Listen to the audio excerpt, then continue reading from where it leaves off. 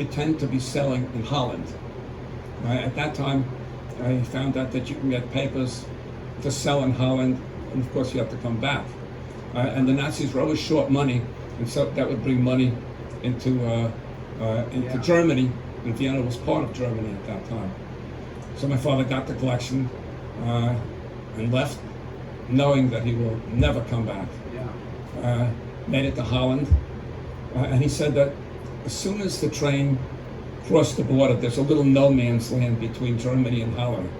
When the train was in the no man's land, everyone started cheering, they're free, and it was a big deal. So he went to Holland, and then with very little money, he sold the collection of sweaters. That was the deal with his boss. He was kind enough to allow that. My father made his way to Paris, which was a pretty dangerous place to live. And then he set forth to get my mother out of Vienna. So he wrote her a million letters. And I have all of these, most of them. And my favorite is a postcard that he sent, and of course it was in German. And he said, he told her where to go, what papers she needed, and he said, whatever you do, don't yell at them. Which is a very important thing. My mother had a tendency to go berserk. So then my father lived in Paris illegally. And you hear of illegal aliens, and you say, oh, it's a bad thing.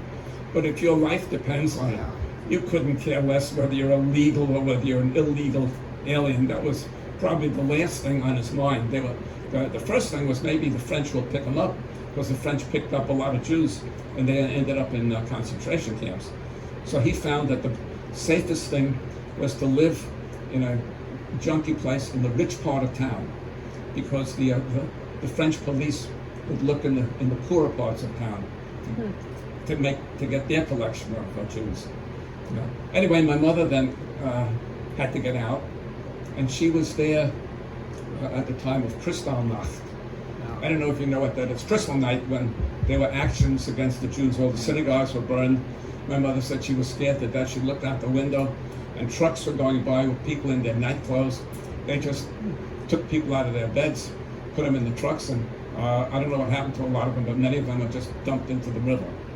And that was sort of the starter. So that was really, really creepy for her. She said she was scared to death. But she followed my father's instructions, and at the same time looked for routes of getting to the United States, because she knew that France was not safe. And my mother tells stories of standing on these lines. And she said it was awful. They harassed you in an unbelievable way. And the worst harassment, these were lines that lasted all day. If you had to go to the bathroom, you could do it, but then you went to the beginning of the line. And so a lot of people never got to the top of the line. And it makes you think of some of the voting lines down south, where some of the voters have been harassed, and some of the laws that are proposed will harass the voters even more by screwing up the lines. It's a terrible thing to have to stand on a line for a long period of time. Anyway, my mother finally made it. She made it to Paris, and I have her passport at home. It looks like a regular passport, but there is a big red J on the cover. Yud. There was no subtlety about it. If you were Jewish, the Nazis wanted to make sure that everybody knew it. Anyway, so my mother met my father in Paris, and the family was reunited. And now the question is, how do you get to the United States? You needed all sorts of things, and it was very difficult to do that. Right? So, just going to take a swallow.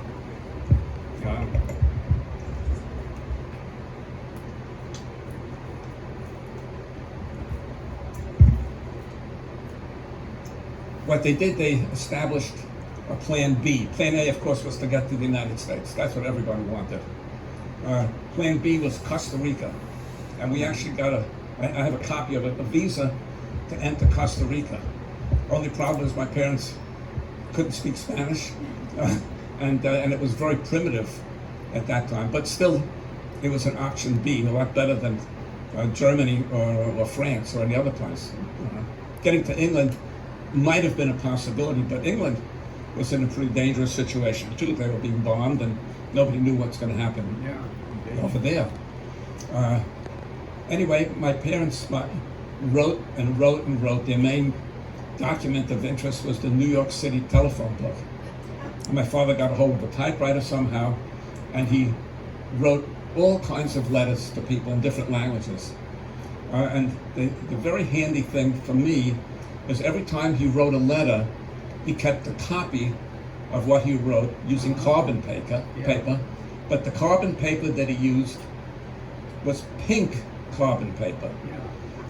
I think I am the only person in the world that has pink carbon paper that's unused, because that came with the documents. Did anyone ever see pink carbon paper? No. This is really an interesting thing. Anyway, somehow it worked.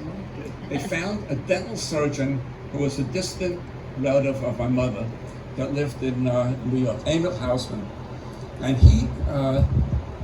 he filled in the missing piece. You needed a passport, got a passport. You needed a visa, which meant permission to come into the country. They sort of had that. You needed a number that was given to you by the U.S. consul in Paris. And you needed, the toughest thing, you needed an affidavit where someone would say they'll be financially responsible for you. And if they don't know you, how are they going to do it? Turns out my mother had two jobs. She worked with the deaf, but she was also a tailor, and she was very skilled sewing. And that saved everything, because there were always jobs for tailors in the late 30s.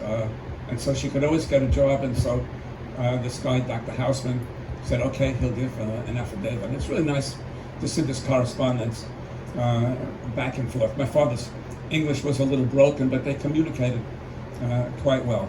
My father got 3 numbers from the State Department, from the consul, and they're ready to go to the United States. But then another disaster happened. One of the numbers had apparently been sold based on some kind of bribe. And so they didn't have 3 numbers, they only had 2 numbers.